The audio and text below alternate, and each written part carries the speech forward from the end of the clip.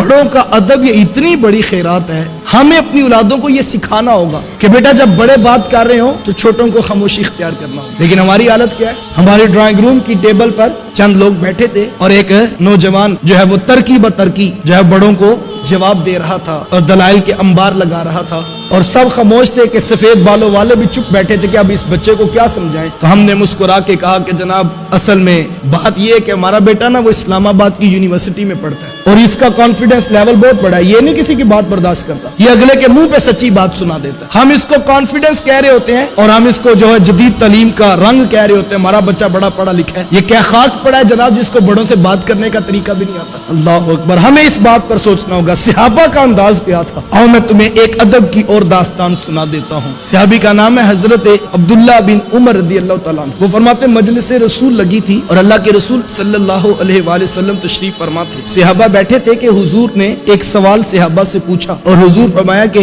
صحابہ یہ بتاؤ کہ وہ کون سا درخت ہے جس کی مثال مومن کی سی ہے. اب سب صحابہ خاموش اور صحابہ فرماتے کہ ہم جنگل کی جڑی بوٹیوں کی طرف غور کرنے لگے کہ کون سا درخت ہے جس کی مثال مومن کی سی ہے اور اس کے پتے بھی فائدہ دیتے ہیں، اس کا پھل بھی فائدہ دیتا ہے، اس کی جڑیں بھی فائدہ دیتی ہیں. فرماتے ہم سوچنے لگے کہ وہ کون سا درخت ہے جس کی مثال مومن کی سی ہے اور جو نفع بخش ہوتا ہے. فرماتے تھوڑی دیر جب گزری اور کسی کو جواب نہ آیا تو حضور علیہ السلام نے وقفہ سکوت توڑتے ہوئے خود ارشاد فرمایا کہ صحابہ وہ تو کھجور کا درخت. اب مجلس برخاست ہوگی، صحابہ اٹھ کر گھروں کو جانے لگے. جب گھر پہنچے تو حضرت عمر رضی اللہ تعالیٰ عنہ کے بیٹے اپنے والد ماجد سے عرض کرتے ہیں کہ ابا جی آج حضور نے سوال کیا تھا نا اور حضور نے پہلی پوچھی تھی کہ وہ کون سا درخت ہے جس کی مومن کی سی مثال ہے. حضرت عمر رضی اللہ تعالیٰ عنہ فرمایا ہاں بیٹا حضور نے یہ بات پوچھی تھی. تو کہا کہ پھر جواب اس وقت تو کسی کے ذہن میں نہیں آیا. ابن عمر رضی اللہ تعالیٰ عنہ عرض کرتے ہیں اللہ کی قسم ابا جی مجھے جواب آتا تھا. تو کہا بیٹا آپ نے بتایا کیوں نہیں؟ اگر آپ بتاتے تو مجھے بھی خوشی ہوتی کہ عمر کے بیٹے کو جواب آتا تھا. تو ابن عمر نے کتنا خوبصورت جواب دیا.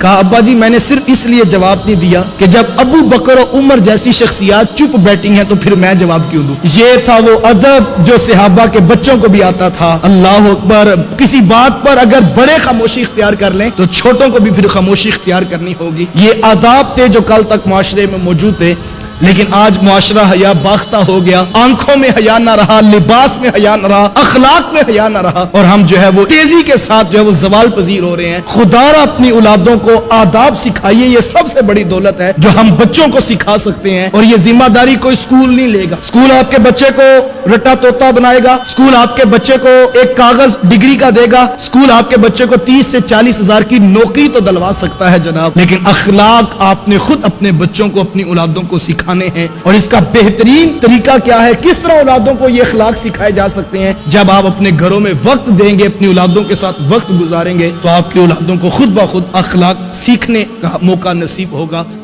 اس ویڈیو کو شیئر ضرور کیجئے، ہو سکتا ہے آپ کے ایک شیئر سے یہ بات کسی کے دل میں اتر جائے. جزاک اللہ.